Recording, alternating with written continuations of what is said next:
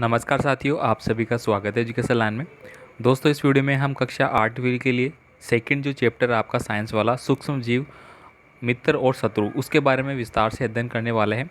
Last video में दोस्तों हमने कक्षा 8 के लिए साइंस का जो फर्स्ट चैप्टर था आपका फसल और उत्पादन से रिलेटेड, प्रबंधन से रिलेटेड, वो हमने देख लिए थे ऑब्जेक्टिव टाइप के क्वेश्चन। तो चलिए दोस्तों, सेकंड वीडियो है वो स्टार्ट करने वाले हैं। आपसे रिक्वेस्ट है, चैनल पे आप नए हैं तो प्लीज़ चैनल को सब्सक्राइब कर लीजिए और आपका कोई भी कमेंट आप हमें कमेंट कर सकते हैं। बाकी इसके लिए जो भी नोट्स अभी तैयार किए जा रहे हैं उनकी पीडीएफ फाइल आपको व्हाट्सअप और टेलीग्राम ग्रुप से मिल जाएगी, वहाँ से आप इसको डाउनलोड कर सकते हैं। सबसे पहले देखिए दोस्तों, आपको यहाँ पे दिए जाएंगे रिक्त स्थानों वाले जो क्वेश्चन है वो पूछे गए हैं। अभी हम पेपर के अकॉर्डिंग बात नहीं कर रहे हैं। पेपर के अकॉर्डिंग दोस्तों हम बाद में बात करेंगे जब आपका हाफ ईयर एग्ज़ाम करीब होगा, ठीक है। और साथ ही साथ जो आपका बोर्ड एग्ज़ाम है उसके लिए आपको सभी पेपर है वो मिल जाएंगे सॉल्यूशन के साथ। अब यहाँ पे देखिए, पहला जो क्वेश्चन है वो आपसे पूछा जा रहा है, सूक्ष्म जीवों को किसकी सहायता से देखा जा सकता है। अब एक जनरल क्वेश्चन हो गया कि सूक्ष्म जीव का मतलब क्या हो गया, जो बहुत छोटे हैं, जिनको हमारी आंखें हैं वो स्पष्ट रूप से नहीं देख सकती है। तो उनको देखने के लिए हमें किसकी ज़रूरत पड़ती है, हमें सूक्ष्मदर्शी की आवश्यकता होती है। तो यहाँ पे देखिए इसका आंसर भी आपको मिल रखा है, ठीक है। यहाँ से आप अपना आंसर भी नोट डाउन कर सकते हैं। नीले हरे शैवाल वायु से किसका स्थिरीकरण करते हैं जिससे मिट्टी की उर्वरता में वृद्धि होती है। तो किसका करते हैं, नाइट्रोजन का करते हैं वो, ठीक है। तो यहाँ पे आपको क्या पढ़ देना है, नाइट्रोजन, ठीक है। ये आपका सही आंसर हो जाता है। नेक्स्ट देखिए, एल्कोहल का उत्पादन किस नामक जो सूक्ष्म जीव है उसकी सहायता से होता है।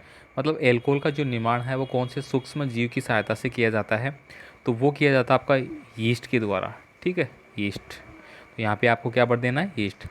हैजा है वो किसके द्वारा होता है, तो हैजा दोस्तों जीवाणु के द्वारा होता है। आपको पूछे जाएंगे कि वायरस जनित रोग, जीवाणु जनित रोग, बैक्टीरिया जनित रोग वगैरह इस प्रकार से, तो वहाँ पे आपको ये आंसर करना होगा। सेकंड देखिए दोस्तों, आपको सही शब्दों के शब्द के आगे आपको सही टिक मार्क करना है, मतलब ऑब्जेक्टिव टाइप के क्वेश्चन है। यहाँ पे देखिए, यीस्ट का उपयोग निम्न के उत्पादन में करते हैं। अब देखिए यीस्ट का उपयोग हम किसके लिए करते हैं, चीनी बनाने के लिए, अल्कोहल बनाने के लिए, हाइड्रोक्लोरिक अम्ल बनाने के लिए, या फिर ऑक्सीजन बनाने के लिए। तो अभी अभी हमने पढ़ा है कि अल्कोहल का उत्पादन यीस्ट का निर्माण के लिए करते हैं, तो वो ही वापस से रिपीट हो गया, तो ये आपका टिक आपको कर लेना है। निम्न में से कौन सा प्रतिजैविक है। अब देखिए, सोडियम बाइकार्बोनेट और स्पेक्ट्रोमाइसिन, एल्कोहल और यीस्ट, इसमें से आपको बताना है कि प्रतिजैविक कौन सा है। देखिए, अगर मैं बात करूँ तो सबके आंसर आपको यहाँ पे मिल जाएंगे, ठीक है। लेकिन फिर भी आपको अपने अकॉर्डिंग, आप जो पढ़ रहे हैं, स्टडी कर रहे हैं, उसके अकॉर्डिंग आपको थोड़ा सा विदाउट आंसर देखिए पता होना चाहिए क्या क्या चीज़ें हैं, ठीक है। इसके बाद देखिए, मलेरिया परजीवी का वाहक है, ये तो आप कोई भी बता सकते हैं, और ये वेरी वेरी इंपॉर्टेंट करके आप रख लीजिए एग्जाम की दृष्टि से इस प्रश्न को, ये बार बार रिपीट होने वाला क्वेश्चन है। तो इसका सही आंसर क्या हो जाएगा, मादा एनाफिलीज मच्छर, ठीक है। संचरणीय रोगों का सबसे मुख्य कारण क्या है। संचरणीय का मतलब क्या हो गया दोस्तों, जो एक जगह से दूसरी जगह संचर करते हैं, ठीक है, यानी कि एक से दूसरे में फैलते हैं, उसको अपन बोल सकते हैं संचरणीय। अब मुख्य कारक क्या है इसका, चींटी, घरेलू मक्खी, डेंगू मक्खी, या फिर मकड़ी। तो ये तो आप आराम से बता सकते हैं कि जो घरेलू मक्खी है, मक्खी आपने देखा होगा कि कभी किस चीज़ पे बैठती है, फिर कभी किस चीज़ पे बैठती है, तो वो एक जगह से दूसरी जगह जीवाणु को ले जाती है जो कि रोग वाहक होते हैं, ठीक है। इसके बाद देखिए, ब्रेड अथवा इडली फूल जाती है, इसका मुख्य कारण क्या है। देखिए, ब्रेड है वो फूली हुई रहती है, क्यों रहती है, और इडली है वो भी फूली हुई रहती है, तो क्या कारण है। तो यहाँ पे आपको चार ऑप्शन दिख रहे होंगे, उष्णता के कारण, पीसना के कारण, यीस्ट कोशिकाओं की वृद्धि के कारण, या मांडने के कारण। तो यहाँ पे सीधा सीधा जो आपका आंसर आ रहा है वो यीस्ट कोशिकाओं की वृद्धि के कारण, ठीक है। ब्रेड में क्या होता है, यीस्ट कोशिकाएं होती है, यीस्ट का एग्जाम्पल है ये। चीनी के एल्कोहल में परिवर्तन करने की प्रक्रम का नाम क्या है, तो वो आपका हो जाएगा किण्वन, ठीक है। ये ऑप्शन नंबर थर्ड वाला। नेक्स्ट देखिए, आगे आपको पूछे जा रहे हैं कॉलम ए और कॉलम बी के अनुसार। दोस्तों, ये सारे एनसीईआरटी के हिंदी मीडियम के जो छात्र हैं उनके लिए इंपॉर्टेंट है, साथ ही साथ आप इंग्लिश मीडियम के छात्र हैं तो भी इम्पोर्टेंट है, बस फ़र्क ये है लैंग्वेज का, ठीक है। यहाँ पे देखिए, अगला जो आपका कॉलम ए और कॉलम बी को आपको मिलान करना है। तो जो आपकी बुकें हैं दे रखी है उसमें आपको एजिटीज़ है वो मिल जाएंगे, ठीक है। तो आपको चैप्टर वाइज पढ़ना भी आसान हो जाएगा।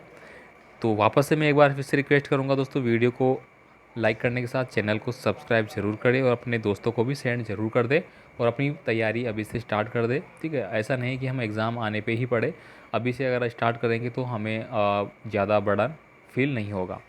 अब यहाँ पे देखिए, पहला है आपका जीवाणु, राइबोसोम, लैक्टोबैसिलस, यीस्ट, एक प्रोटोजोआ, एक विषाणु। इनको आपको क्या करना है, टिक मार्क करना है कौन सा किससे होगा। जैसे कि जीवाणु है तो जीवाणु क्या है, हैजा जनित रोग हो गया। राइजोबियम क्या है, नाइट्रोजन स्थिरीकरण हो गया आपका। ठीक है, तो आपको इसको टिक कर लेना है। अब यहाँ पे मैं इसका आंसर भी आपको यहाँ पे साथ साथ दिख रहा होगा। ठीक है, ये देखिए, जीवाणु क्या है आपके हैजा वाले हो गए, ये इससे रिलेटेड करता है। लैक्टोबैसिलस आपका दही का जमना। ठीक है, यीस्ट क्या होता है, ब्रेड की बेकिंग होती है, अभी अभी हमने पढ़ा है। एक प्रोटोजोआ मलेरिया का कारक होता है। एक विषाणु एड्स का कारक होता है। ठीक है, इसके बाद देखिए कुछ प्रश्न आते हैं। एक सूक्ष्म जीव बिना यंत्र की सहायता से देखे जा सकते हैं, यदि नहीं तो कैसे देखे जा सकते हैं। अभी हमने ऊपर जो पढ़ा था वही रिपीट हो रहा है।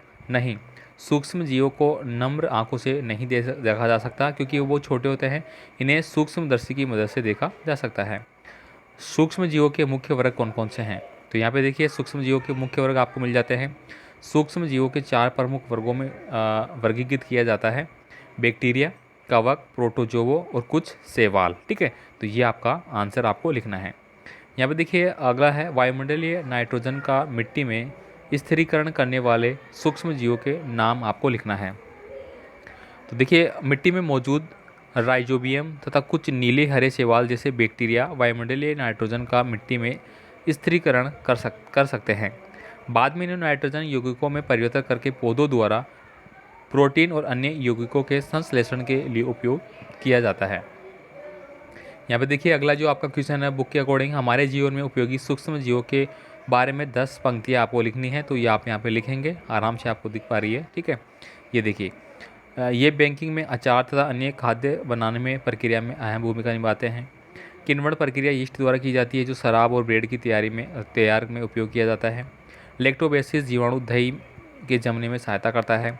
प्रदूषण कम करने के लिए सूक्ष्म जीवों का उपयोग किया जाता है। ये सब कुछ आप यहाँ पे लिखेंगे। इसके बाद देखिए, यहाँ पे सूक्ष्म जीवों द्वारा होने वाले हानिकारक प्रभावों का संक्षिप्त में आप विवरण है वो दे सकते हैं, ये आपको यहाँ पे मिल जाता है। इसके बाद देखिए, प्रतिजैविक क्या है, प्रतिजैविक लेते समय कौन सी सावधानियाँ रखनी चाहिए। अब यहाँ पे देखिए, वे दवाइयाँ जो सूक्ष्म जीवों के द्वारा होने के वाले रोगों से विकास को रोकती है अथवा समाप्त करती है, प्रतिजैविक कहलाती है।